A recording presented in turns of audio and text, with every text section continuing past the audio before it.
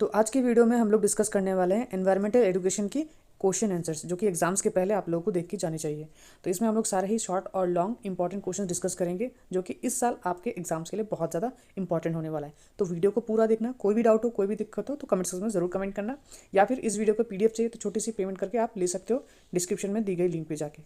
तो चलो सबसे पहले ना हम लोग स्टार्ट करते हैं शॉर्ट क्वेश्चन से, ऑब्जेक्टिव टाइप, जिसमें फिल इन द ब्लैंक्स भी होगा। तो the term comes from the French word, यानी कि इस चैप्टर में ऐसा कौन सा वर्ड है जो कि फ्रेंच वर्ड से आया। तो एनवायरनमेंट के बारे में बात हो रहा है, तो ये एनवायरनर, ठीक है। 4 segments of the environment are atmosphere, hydrosphere, lithosphere, और चौथा कौन सा है हमारा, तो हमारा आंसर है बायोस्फियर। नेक्स्ट है hydrosphere includes all types of, तो ये वाटर रिसोर्सेज हो जाएगा यहाँ पे, ठीक है। नेक्स्ट है हमारा lithosphere is the outer mantle of the solid earth consisting of minerals are and dash, तो यहाँ पे क्या होगा, सॉइल हो जाएगा हमारा, ठीक है। नेक्स्ट देखते हैं fill in the blanks number हमारा 5। तो dash is the layer on the earth in which life can exist, तो बायोस्फीयर, इसका आंसर हमारा होगा biosphere. Environmental education is dash subject, तो ये क्या होगा, multi disciplinary. Dash component includes plant system and animal system, तो ये हमारा answer biotic component. The report of the fifth international, sorry not it is fifth, it is first, the first inter government conference of environmental education कहाँ पे held हुआ था, तो ये तुम्हारा तिब्लिसी, ठीक है। नेक्स्ट हमारा है dash is the store house of minerals, reservoir of water, producer of crops, house of wild life and life stock, तो सॉइल। तो सॉइल एक तरीके से स्टोर हाउस है ऑफ मिनरल्स, रिजर्वर है वाटर का, प्रोड्यूसर ऑफ क्रॉप्स का, और हाउसेस है wild life and life stocks का। तो ये तो हो गया हमारे फिल इन द ब्लैंक्स, या फिर वेरी शॉर्ट टाइप क्वेश्चन कह सकते हो। अब वेरी शॉर्ट टाइप क्वेश्चन देखते हैं। डिफाइन द टर्म एनवायरनमेंट, तो एनवायरनमेंट को हम लोग को डिफाइन करना है। तो एनवायरनमेंट क्या है एक्चुअल में, तो ये एक स्टडी है of structure and function of nature. तो एनवायरनमेंट का लिटरली मतलब होता है सराउंडिंग, हमारे आसपास जो भी एकदम हमारे आसपास में है, हम लोगों को एनसर्कल कर रहा है, उसी को हम लोग एनवायरनमेंट कहते हैं। और ये इंक्लूड करता है एबायोटिक, जिसमें नॉन लिविंग थिंग्स होते हैं, जैसे कि चेयर, टेबल, फर्नीचर, बिल्डिंग्स, ये सब। और बायोटिक जो कि लिविंग थिंग्स है, या फिर एनिमल्स या फिर मैंस, यानी कि जो भी ह्यूमंस बींग्स हमारे पास में, या फिर एनिमल्स है या फिर प्लांट्स है, वो सब सारे बायोटिक्स, यानी कि 2 कंपोनेंट्स हो गए हमारे एनवायरनमेंट के। नेक्स्ट क्वेश्चन हमारा है what is environmental education, environmental education क्या है। तो एनवायरमेंटल एजुकेशन का मतलब है ये एक एजुकेशनल प्रोसेस है जो कि डील करता है man's relation with his nature and man made surrounding, यानी कि इंसान का रिलेशन नेचर के साथ और मैन मेड सराउंडिंग के साथ, जिसमें population, resources allocation, depletion, conservation, transportation, technology, urban as well as rural planning, सब कुछ शामिल हो जाता है to the total human environment. Next हमारा है व्हाट आर एबायोटिक कंपोनेंट्स, तो एबायोटिक कंपोनेंट्स क्या है। तो abiotic components which includes non living materials like air, water, soil, तो ये सब सारे एबायोटिक कंपोनेंट्स हैं। नेक्स्ट है forces of nature like time, temperature, light, ये सब सारे एबायोटिक कंपोनेंट्स हैं। नेक्स्ट है biotic components, what are biotic components, तो बायोटिक कंपोनेंट्स प्लांट सिस्टम और एनिमल सिस्टम में बटे हुए हैं। तो बोथ कंपोनेंट्स, दोनों components and react their mutual interaction to maintain the biosphere या फिर बायोस्फीयर सिस्टम, यानी कि बायोटिक कंपोनेंट्स क्या है, तो ये प्लांट सिस्टम और एनिमल सिस्टम समझ लो, ठीक है, यानी कि प्लांट्स और एनिमल्स के बारे में बताया जा रहा है। नेक्स्ट क्वेश्चन हमारा क्या है what are the determinants of the upper limit of biosphere, यानी कि बायोस्फीयर के अपर लिमिट्स के डिटर्मिनेंट्स क्या है।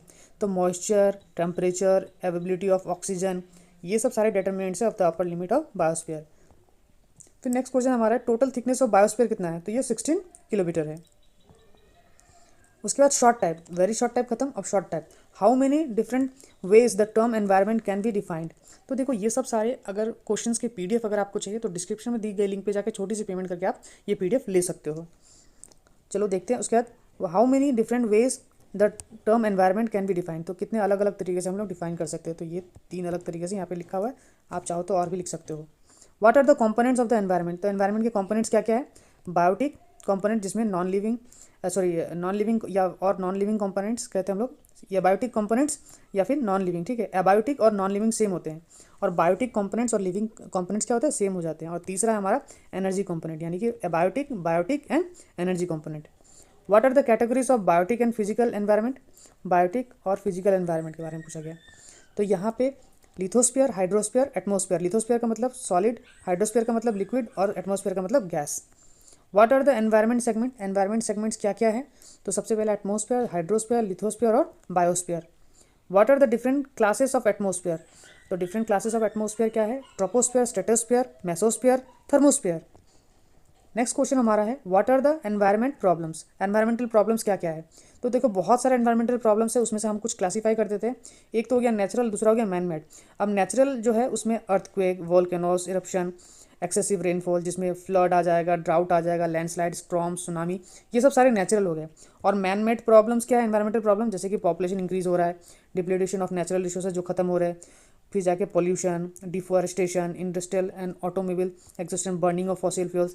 तो ये सब सारे जो है ना हमारे मैन मेड है, यानी कि पेड़ों को काट रहे हैं, इंडस्ट्री हम लोग बढ़ा रहे हैं, पॉल्यूशन हम लोग ज़्यादा कर रहे हैं, पॉपुलेशन हमारा बढ़ रहा है, नेचुरल रिसोर्सेज खत्म हो रहे हैं। तो ये सब सारे मैन मेड एनवायरमेंटल प्रॉब्लम्स हैं।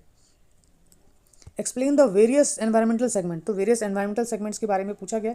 ये ऐसे टाइप क्वेश्चन है, ठीक है। तो ऐसे टाइप क्वेश्चन में आपको थोड़ा सा लेंदी लिखना होगा। एटमॉस्फेयर के बारे में लिखना, फिर उसके बाद हाइड्रोस्फीयर के बारे में लिख सकते हो आप लोग, यहाँ पे आंसर्स दे रखा है हमने, आप देख लेना।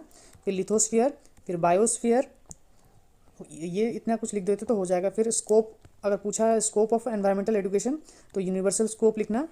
फिर natural resources, ecology, diversity, biodiversity के बारे में लिखना। एनवायरमेंटल पॉल्यूशन और कंट्रोल के बारे में लिखना है। Social issues in relation with environmental development and environment, human population and environment.